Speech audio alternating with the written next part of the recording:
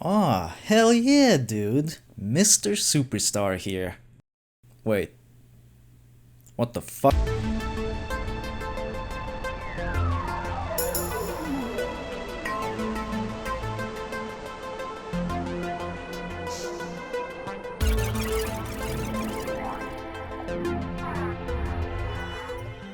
I've been wanting to talk about this game for too long now. A little over 20 years now, if I'm not mistaken. Gromada is a 2D isometric tank shooter that was published by Buka Entertainment in Russia and the surrounding regions, including my own homeland, Lithuania. You might have heard of this company before.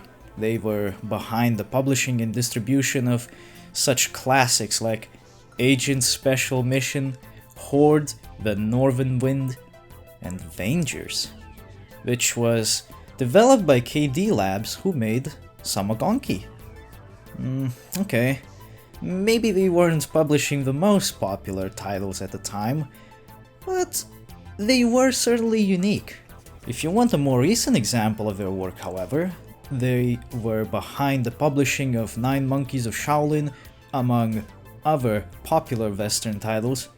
I've little idea if a game was ever published elsewhere, but recent searches suggest that there are existing Polish, German, and English versions of the game with a neat looking box as well.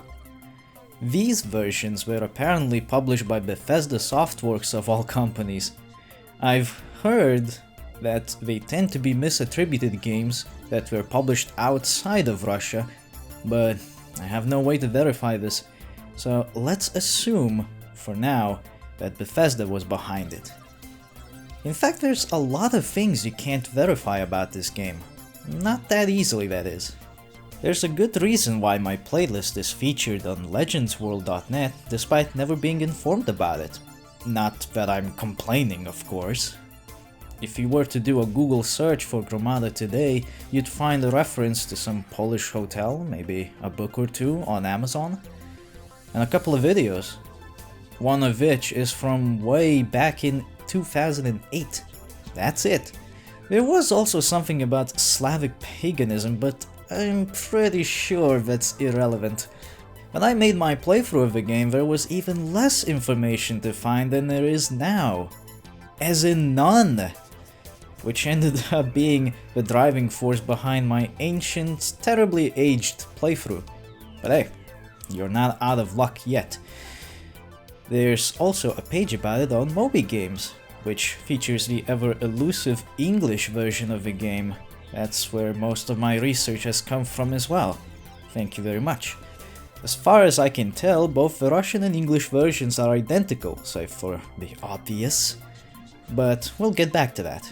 I don't want to dwell on this topic for too long, but it seems that making the playthrough jogged the memories of others who owned the game, which made the English version surface on the now defunct ISO which I have downloaded thankfully, because nowadays I don't think you can find any version of this game hosted anywhere.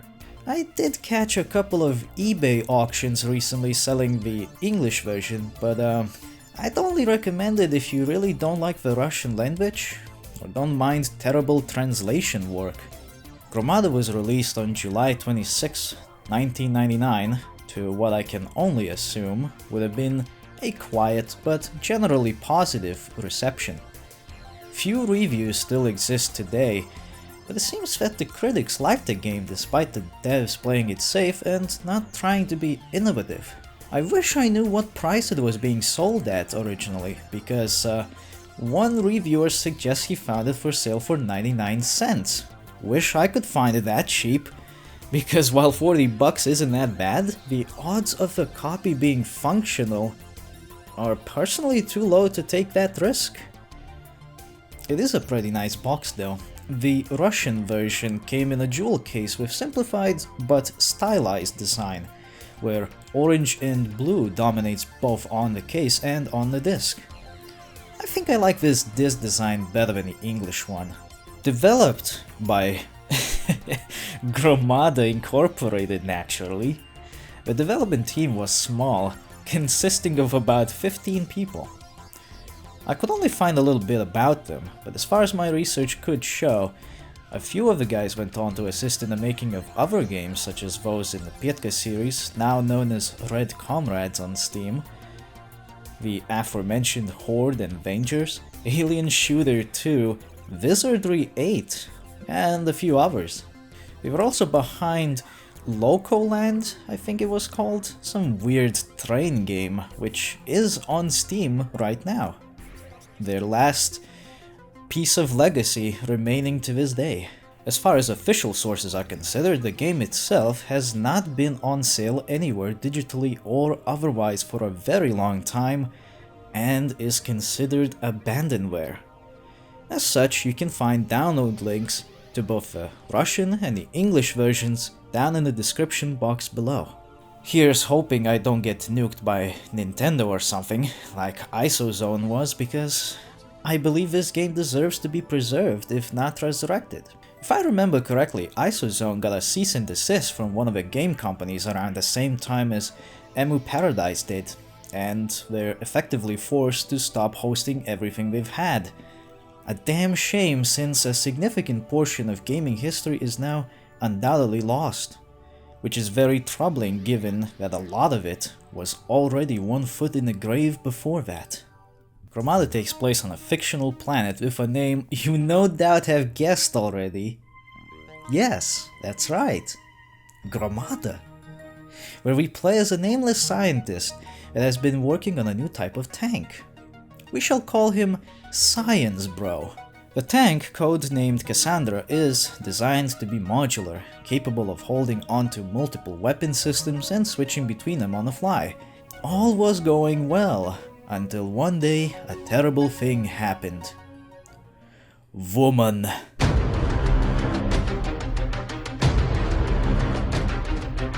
Anna, a lab assistant that appeared seemingly out of nowhere, climbs through ranks at record speeds, so much so that our protagonist gets a crush on her.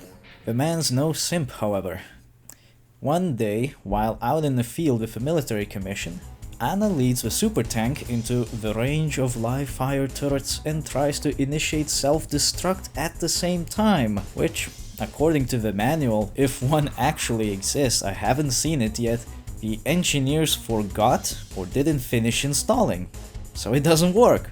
Realizing that she is a dangerous thought, Science Bro rushes up to the control room where she was observing the situation and collecting tips from her OnlyFans account, and they get into a minor altercation, resulting in Anna's face being ripped right off. This would be a problem if it weren't for the fact that Anna was secretly an android. Она не была человеком. Она была андроидом. Indeed, the machines have finally realized that war and internet self-prostitution are both wildly profitable ventures.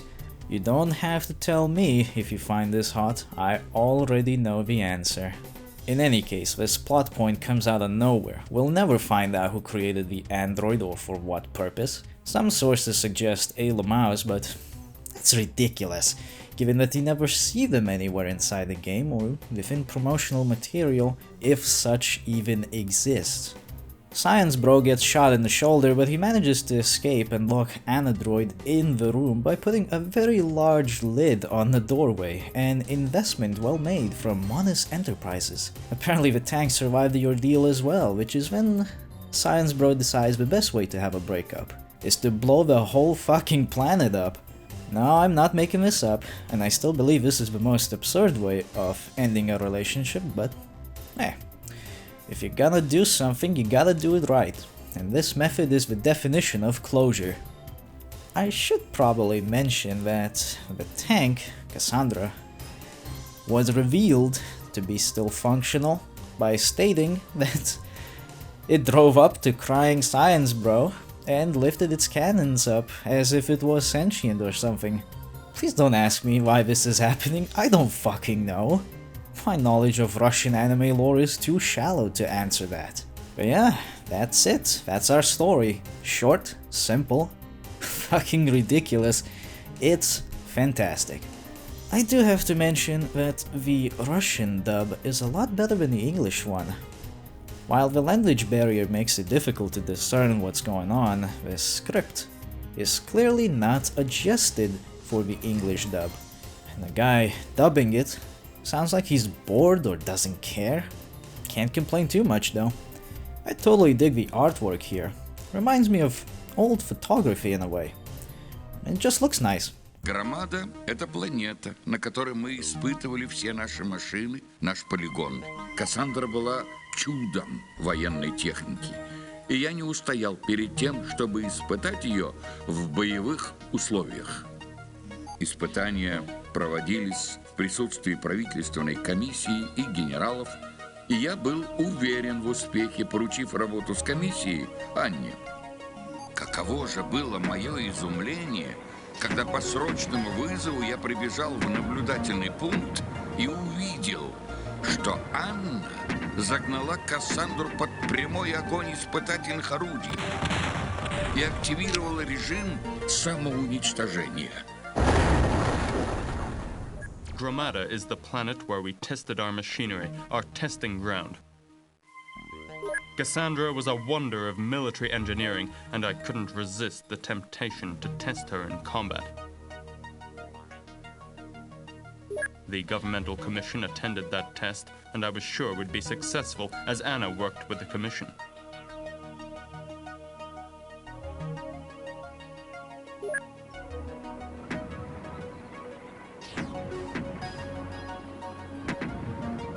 Imagine my surprise when, being urgently called, I came running to the observation post and found that Anna had moved Cassandra under the fire of testing guns and activated the self-destruct mode. I really like the intro on the Russian dub, and I believe it to be the best version. The music, the pacing, and the narration is perfect. But now that we've caught up with the plot of this beautiful Russian anime, how about the game itself? Look at that fucking launcher, man. I too speak in First of all, be prepared for frustration. I don't know what the problem is exactly, but Gromada struggles to start past the intro stuff on modern systems. Not unexpected given that it's a 20-something-year-old game at this point, but the fact that it starts up at all once every 100 attempts or so doesn't help the situation. I thought about using a graphical wrapper to fix the issue and make it playable, but surprise, it doesn't work. Wine D3D and DG Voodoo wrappers are either too modern for this game, or the game is just not compatible with either of them. So your best bet in playing the game is to use a virtual machine. I would have suggested not to bother before, but the VMware Workstation 16 Pro, what a fucking mouthful of a name, actually works great in this regard, with no special configuration required. Just install Windows XP and go at it. Of course, don't forget to set your VM to stretch the guest window so that you wouldn't be cursed with borders of maximum discomfort. Turn on exclusive mode and disable automatic mouse grab too to help with controls. The main menu greets you with Hackerman Green aesthetic. Round interface, nice synthy tune, it's perfect. Choose your save slot in difficulty setting, and you're off to the first mission, starting in the same testing field where the tank was initially shot at and reclaimed. Only this time you can't rely on getting lucky. If you stick around for too long, the cannons will shoot you down, making this a harsh start of your campaign. Missions throughout the game are relatively simple to complete, as they usually involve reaching the exits without dying, destroying certain targets, or just devastating everything and everyone along the way. However, sometimes you'll be thrown a curveball in the form of a lot of magnetic mines, laser cannons that will end your tank in a single shot, mine layers that master the art of ninjutsu, the occasional mortar salvo, and lava bombs that aren't just for show. You control your tank with the arrow keys and use the mouse to aim and shoot. Shooting is done with the right mouse button specifically because the left button can also be used to move. Now, this is not ideal since your GPS is permanently stuck on fastest route mode, but the database is out of date by 50 years. You can expect to run into terrain or obstacles often when playing this way, but it does allow for advanced strafing moves, none of which I've tried personally because I'm not that crazy, thank you. Hitting the tab button opens up your HUD, which will help you out tremendously. In addition to being able to see how much HP and ammo you've got, you can also see stuff on your radar. This is important because it doesn't just show you where the random floating flora is or the enemy tanks, it also displays the buried mines, which can be damn hard to see in certain areas. Look here, for example. Can you tell me where the mines are? If you can, I think you might be an android, because I sure as shit can't, and I played this game before multiple times. How come the game never mentions these things? Well, it does, in an included readme file that can be found in the installation directory. Oh, oops, not that one. The English version's directory.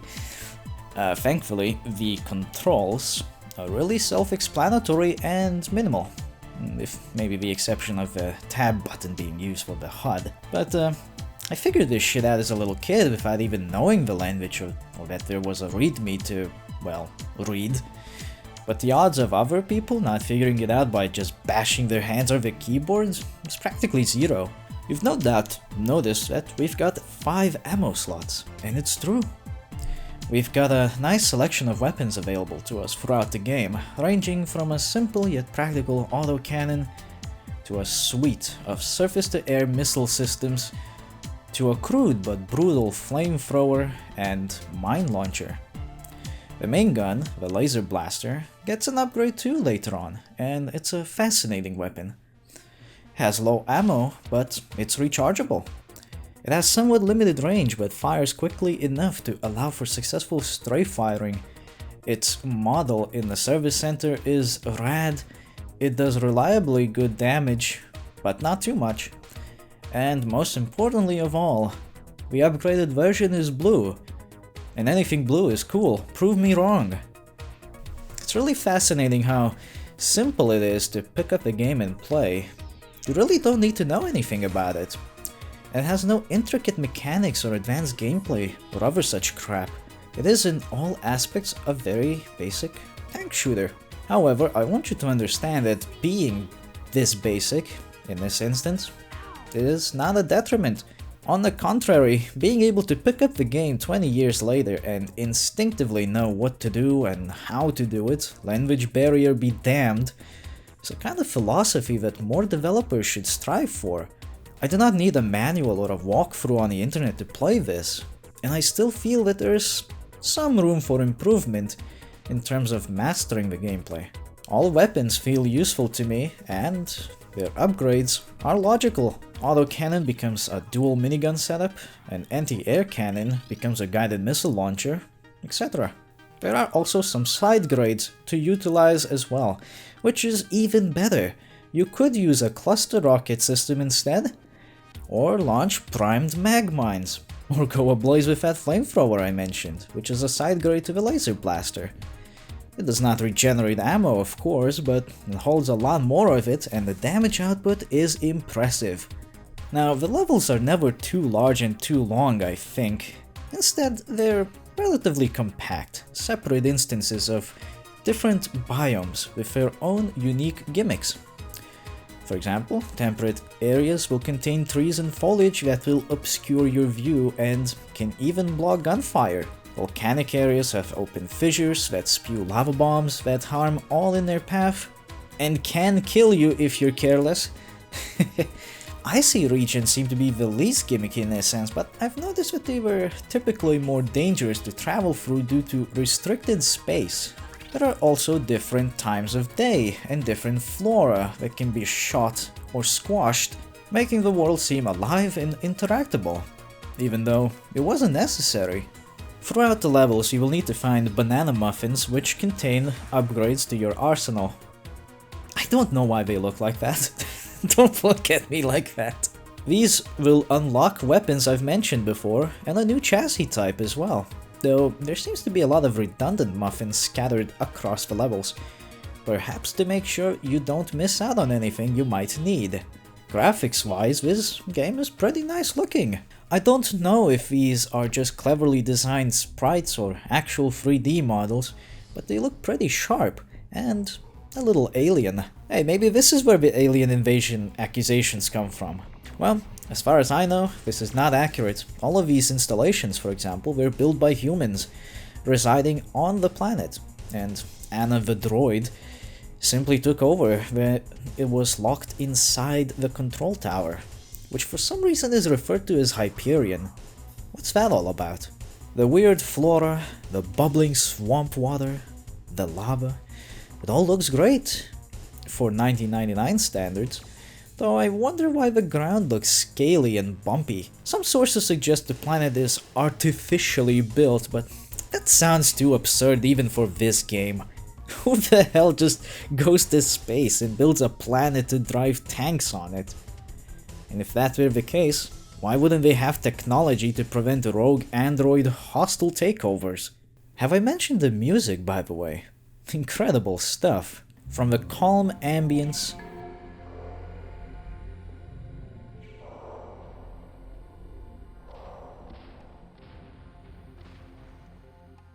to the upbeat and intense synth.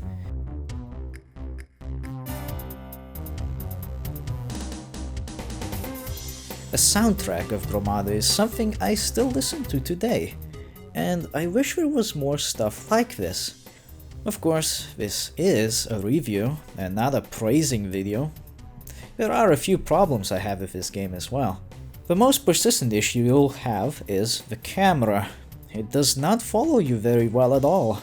There is an option to toggle panning, but it doesn't make things easier. It simply tries to stay centered at all times, which makes it jumpy whenever you want to look further up ahead. That's not to say that the camera is completely broken, of course. It still works well enough to play and beat the game, but I wish it was more proactive. I've also mentioned those damn mines. Really, some of them can be damn impossible to see without the radar. How do people do this without it? I cannot begin to imagine. My pro tip here is that if you can't find it and the radar says it's nearby, check closer than you'd expect it to be, as the radar isn't very accurate. Some items don't show up often enough to warrant their existence. See this heart and this skull? Shield and invincibility respectively.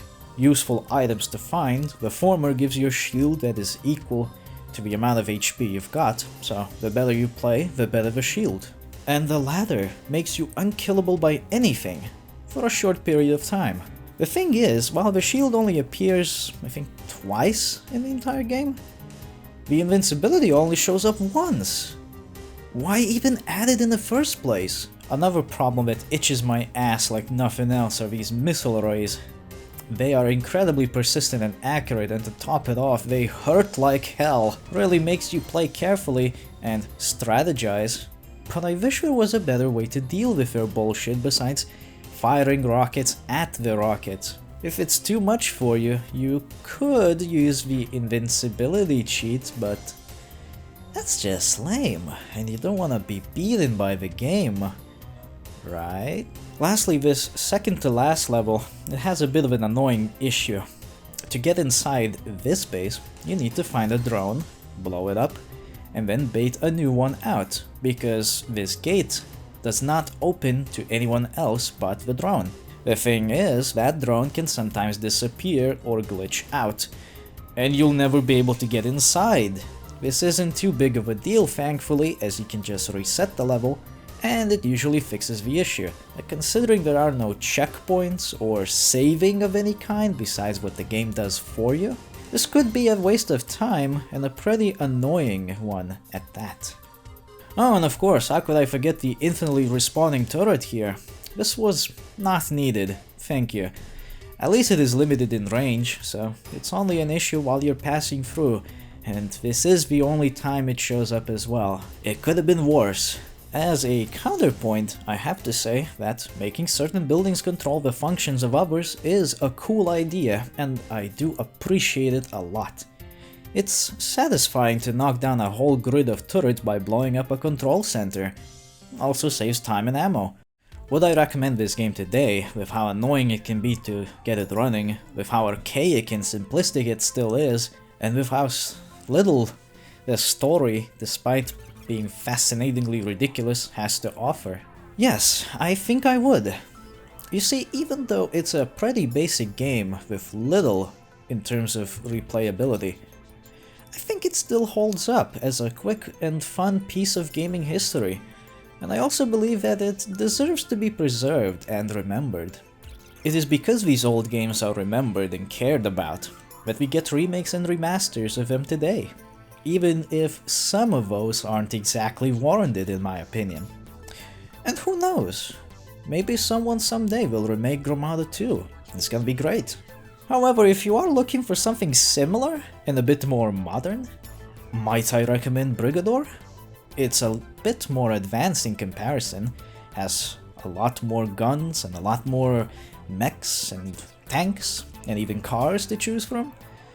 But it's still a great game, involving blowing up enemies and their facilities on a larger scale. It's a lot of fun. As mentioned before, download links are available down in the description below. The copies of the game that I have were also uploaded to archive.org for further preservation. In any case, this was my review of Gromada. Thank you very much for watching.